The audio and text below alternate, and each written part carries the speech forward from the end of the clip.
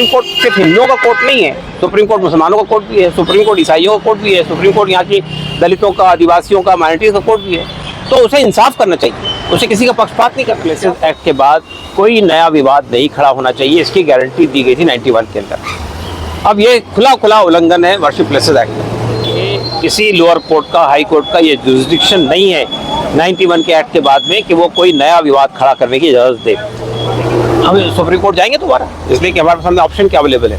Allahabad high court के फैसले को हम सुप्रीम कोर्ट में चैलेंज करेंगे। इलाहाबाद हाई कोर्ट का फैसला देश को उसी रुख पर ले जा रहा है जिस रुख पे बाबरी मस्जिद का इशू खड़ा किया गया था।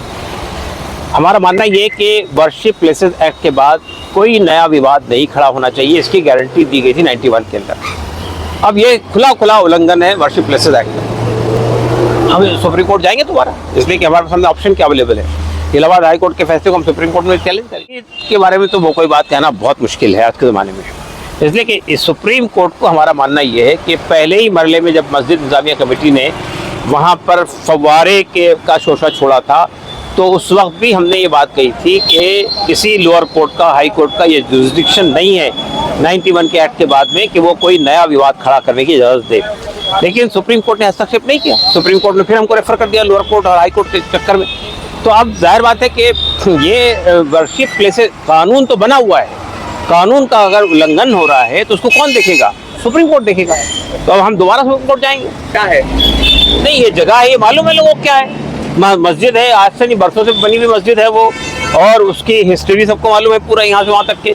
और ये आप कहें कि उसके अंदर फव्वारा मिल गया, एक फव्वारे को आप कह दें शिवलिंग है, फिर फलां चीज़ कहेंगे ये चीज़ यहाँ से मिल गई। बाबरी मस्जिद यही हुआ ना, एएसआई ने बाबरी मस्जिद की जगह पे खुदाई करके उस पर एक बड़ी स्टोरी तैयार की थी। सुप्रीम कोर्ट में क्या हुआ? एएसआई की किसी बात को सुप्रीम कोर्ट ने एंटरटेन नहीं किया। तो ये एएसआई के ज़रिए से हमारी एक बड़ी एजेंसी का दुरुपयोग किया जा रहा है। एएसआई के ज़रिए से ये सर्वे करवाना एक दुरुपयोग है, इसलिए कि इसकी कोई ज़रूरत नहीं है। बाबरी मस्जिद में क्या हुआ? बाबरी मस्जिद के बारे में ये कहा गया था कि किसी मंदिर को तोड़ के मस्जिद बनाई गई। सुप्रीम कोर्ट ने कहा ऐसा नहीं हुआ। सुप्रीम कोर्ट का फैसला है, सुप्रीम कोर्ट ये कहता है कि बाबरी मस्जिद किसी मंदिर को तोड़ के नहीं बनाई गई। खत्म हो जाना चाहिए था डिस्प्यूट को, बाबरी मस्जिद वापस कर देनी चाहिए थी, लेकिन ऐसा नहीं हुआ। यानी सुप्रीम कोर्ट के जितने ऑब्जर्वेशन है सब हमारे फेवर में है, फैसला हमारे खिलाफ है। तो जस्टिस हुआ क्या? इंसाफ हुआ क्या? अब आप ये कहते हैं कि यहाँ 5 महिलाएं ये दरख्वास्त देती है कि शरंगी देवी का मंदिर है बाहर में, सौदन वाल के बाहर में, वहाँ हमको इबादत की इजाज़त दी जाए। वो जब सवाल कुछ है, जवाब ये दिया गया कि पहले अंदर का सर्वे करवाया जाए। अंदर का सर्वे करवाया तो शिवलिंग निकल आया। फव्वारे को आपने शिवलिंग कह दिया। शिवलिंग का अभी आपने साइंटिफिक जजमेंट नहीं दिया कि वाकई शिवलिंग है या क्या है। आपने उस पर उसको प्रोटेक्ट कर उसको वहाँ पे रोक लगा दी, वहाँ वज़ू नहीं कर सकते लोग। अब जो है मंदिर का मुतालबा बाहर का है, अब आप अंदर का सर्वे किस लिए कराना चाहते हैं? ये तो मुतालबा नहीं है ना, यानी पिटीशन के अंदर ये मुतालबा नहीं है, तो अदालत सर्वे किस बात का करवाना चाहती है? एएसआई पे भरोसा नहीं, बिल्कुल भरोसा नहीं है। एएसआई ने बाबरी मस्जिद को सिर्फ क्या किया था आपने देख लिया ना। बाबरी मस्जिद पे एएसआई की खुदाई से क्या हुआ? कितनी बार खुदाई की और क्या फैसला दिया उन्होंने? तो बाबरी मस्जिद के सिलसिले में जो रवैया एएसआई का, तो एएसआई क्या है भाई? एजेंसी गवर्नमेंट के अंडर में है ना, हुकूमत हिंद के अंडर में है, सेंट्रल गवर्नमेंट के अंडर में है। जो चाहेगी सेंट्रल गवर्नमेंट वो कहलवा देगी एएसआई से। देखिए, ये मस्जिद इंतजामिया कमेटी का फैसला करना है, लेकिन मेरा ख्याल है कि जिस तरह वो इससे पहले सुप्रीम कोर्ट आए थे, इस फैसले के खिलाफ भी सुप्रीम कोर्ट आए। क्या आप लोग सुप्रीम कोर्ट जाएंगे, इसको चैलेंज करेंगे? यकीनन सुप्रीम कोर्ट ही तो लास्ट ऑप्शन है, और क्या है? Supreme court is the last option.